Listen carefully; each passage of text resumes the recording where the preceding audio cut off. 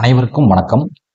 இந்த வீடியோ பதிவில் probability and ஸ்டாட்டிஸ்டிக்ஸில் இருந்து நார்மல் டிஸ்ட்ரிபியூஷனில் ஒரு எக்ஸாம்பிள் பார்ப்போம்.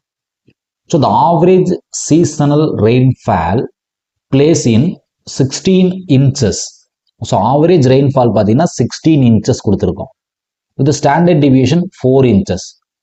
What is the probability that in a rainfall that plays between 20 and 24? நமக்கு ஒரு டவுட் வந்திருக்கும், ஏன் சார் இதை நார்மல் டிஸ்ட்ரிபியூஷன்ல போடலாம், நார்மல் டிஸ்ட்ரிபியூஷனே கொடுக்கலல்ல, இது எப்படி நார்மல் டிஸ்ட்ரிபியூஷன் போடுறது அப்படின்னு கேட்கலாம். ஸோ நார்மல் டிஸ்ட்ரிபியூஷனோட ஒரு ஃபார்முலா, அதாவது standard normal variate. Standard normal variate என்ன சொல்லுதுன்னு பார்த்தீங்கன்னா, இசட்டோட value equals to x minus mu by sigma. அப்போ எக்ஸ்ன்றது என்னன்னா தெரியாது, அன்னோன். எக்ஸ்ன்றது அன்னோன், மியூன்றது மீன் வேல்யூ, சிக்மான்றது ஸ்டாண்டர்ட் டிவியேஷன். அப்போ நம்மளோட ப்ராப்ளத்தில் என்ன கொடுத்துருக்கான்னு பார்த்தா, நம்ம ப்ராப்ளத்தில் என்ன கொடுத்துருக்கோன்னு பார்த்தீங்கன்னா ஸ்டாண்டர்ட் டிவியேஷன் கொடுத்துருக்கோம். அப்போ இந்த ஸ்டாண்டர்ட் டிவியேஷன் சிக்மா இருக்கு. ஆவரேஜ்ன்றது மீன் வேல்யூ. அப்போ ரெண்டையும் கொடுத்துருக்கோம். என்ன சாம்பிள் சைஸ் இதெல்லாம் பற்றி பேசவே இல்லை. ஸோ அதனால ஒரே ஆப்ஷன் நார்மல் டிஸ்ட்ரிபியூஷன் தான் போயாகணும். ஓகேங்களா? ஸோ வாட் இஸ் கிவன், என்ன கொடுத்துருக்கான்றத ஒரு டைம் எழுதணும். எக்ஸ் தெரியாது, அன்னோன். சரிங்களா? எக்ஸ்ன்றது தான் ரேண்டம் வேரியபிள். எக்ஸ்ன்றது ஒரு random variable. Denotes rainfall in a particular place. Rainfall in a particular place கூட சொல்லிக்கலாம். ஸோ மீன் கொடுத்துருக்கோம், mu 16 inches. Standard deviation sigma கொடுத்துருக்கோம் 4 inches. எல்லாமே இன்ச்சஸ்ல தான் கொடுத்துருக்கோம். ஸோ ஒன்றும் பிரச்சனை இல்லை. கேட்ட கொஸ்டினுமே இன்ச்சஸ்ல தான் கேட்டிருக்கிறோம். So no problem. ஸோ இசட்டோட வேல்யூ என்னது, x minus mu by sigma. எக்ஸ்ன்றது அன்னோன், மியூன்றது 16, சிக்மான்றது 4 இருக்கட்டும். ஸோ என்ன ஃபைன் பண்ணணும்னு கேட்டிங்கன்னா, so P of average rainfall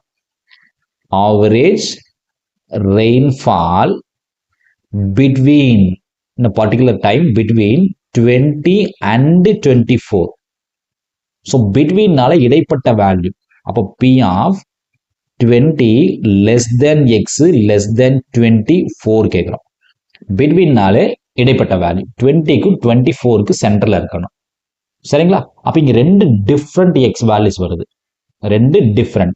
so when x equals to 20, அப்போ கரஸ்பாண்டிங் z என்ன ஆகுன்னு பாருங்க. x equal to 20னா z இதுல 20 போடணும். அப்போ 20 minus 16 by 4. இப்போ 20 minus 16 என்ன ஆகும், 4. 4 by 4 என்ன, 1. அப்போ z ஓட வேல்யூ என்ன சார்னா 1. அப்போ இங்க எப்படி மாத்தலாம், p of 20க்கு value 1 less than z less than 24. அப்போ when x equal to 24, when x equal to 24, z என்ன ஆகுன்னு பார்த்தீங்கன்னா 24 minus 16 by 4. அப்போ 24 minus 16 8. 8 by 4னா z ஓட வேல்யூ எடுத்துக்கலாம் 2ன்னு எடுத்துக்கலாம். அப்போ 1 less than z less than 2 தான் கண்டுபிடிக்கணும். 1 less than z less than 2 கண்டுபிடிக்கணும். x எல்லாமே z-க்கு மாறிடும். ஓகே. ஸோ அடுத்து என்ன பண்ண போறோம்னா, ஒரு படத்தை போட்டுக்கலாம். படத்தை போட்டோம்னா நமக்கு கன்ஃபியூஷனே வராது. டென்டேட்டிவா ஒரு படத்தை வரைஞ்சிருக்கேன். ஸோ எங்கேயுமே இந்த எட்ஜ் வந்து டச் ஆகக்கூடாது. டுவோர்ட்ஸ் நெகட்டிவ் டைரக்ஷன் போயிட்டே இருக்கு, இன்ஃபினிட்டி நோக்கி போயிட்டே இருக்கும். எங்கேயுமே டச் ஆகாது. மிட் வேல்யூ நமக்கு ஆல்வேஸ் 0ன்னு தெரியும். Mid value always 0. இப்போ நமக்கு என்ன வேல்யூன்னு 1ல இருந்து 2 வரைக்கும் வேணும். ரெண்டுமே பாசிட்டிவ் வேல்யூ தான். அப்போ 1ன்றது இந்த பாயிண்ட் எடுத்துக்கலாம், 2ன்றது மேபி இந்த பாயிண்ட் எடுத்துக்கலாம். இது 1, இது 2. இந்த பர்டிகுலர் ரீஜன் தான் எனக்கு தேவைப்படுது. This is my required area. இந்த ஏரியாக்கான வேல்யூ என்னன்னு தெரிஞ்சிருச்சுன்னா வேலை முடிஞ்சது. சரிங்களா? அதுக்கு முன்னாடி ஸோ நமக்கு என்னைக்குமே தெரியும் ஆஃப் ஆஃப் த வேல்யூ, அதாவது 0 to இன்ஃபினிட்டி வரைக்கும் என்ன வேல்யூன்னு தெரியும்னா 0.5ன்னு தெரியும். 0.5. இப்போ நான் என்ன பண்ண போறேன்னா 0ல இருந்து 2 அளந்துக்க போறேன். 0ல இருந்து 2 அளந்துட்டு தென் தேவையில்லாத ஏரியான்னு பார்த்தீங்கன்னா 0ல இருந்து 1 வரைக்கும், 0ல இருந்து 1 வரைக்கும் தேவையில்லாத ஏரியா. சரிங்களா? ஃபார் எக்ஸாம்பிள் என்ன சொல்ல வரேன்னா, இந்த 0ல இருந்து 2 வரைக்கும் நம்மளால கண்டுபிடிச்சிக்க முடியும். P of 0ல இருந்து 2 வரைக்கும் டேபிளில் கண்டுபிடிச்சிட்டு தேவையில்லாத ஏரியா இந்த ஏரியான்னு பார்த்தீங்கன்னா இந்த 0ல இருந்து 1 வரைக்கும் தான். இந்த பர்டிகுலர் ஏரியா 0ல இருந்து 1 வரைக்கும் தேவையில்லை. இப்போ 0ல இருந்து 1 வரைக்கும் கழிச்சு விட்டுறலாம். சரிங்களா? அதான் இந்த மைனஸ் சிம்பிள் போட்டிருக்கு. 0ல இருந்து 2 வரைக்கான ஏரியா கண்டுபிடிச்சிட்டு 0ல இருந்து 1 வரைக்கான ஏரியா சப்ட்ராக்ட் பண்ணிட்டேன்னா எனக்கு தேவையான 1ல இருந்து 2 வரைக்கான ஏரியா கிடைச்சிடும். அப்போ இது எப்படி மாற்றி எழுதலாம் நம்ம இந்த டேர்மை? P of 0 less than Z less than 2 கண்டுபிடிச்சிட்டு தேவையில்லாத ஏரியா என்னது? 0 less than Z less than 1 தேவையில்லாத ஏரியா. அப்போ 0 to 2 எக்ஸாக்டா 2 கொடுத்துருக்கோம். No decimal places. அப்போ டேபிளில் 2 எங்க இருக்குன்னு பாருங்க. டேபிளில் 2 எங்க இருக்குன்னு பார்த்தீங்கன்னா இந்த டேர்ம் இருக்கு. எக்ஸாக்டா என்ன கொடுத்துருக்கோம்? 2 தான் கொடுத்துருக்கோம். அப்போ 0.4772. அப்போ எடுத்து எழுதிருங்க. 0.4772 மைனஸ் எக்ஸாக்டா 1.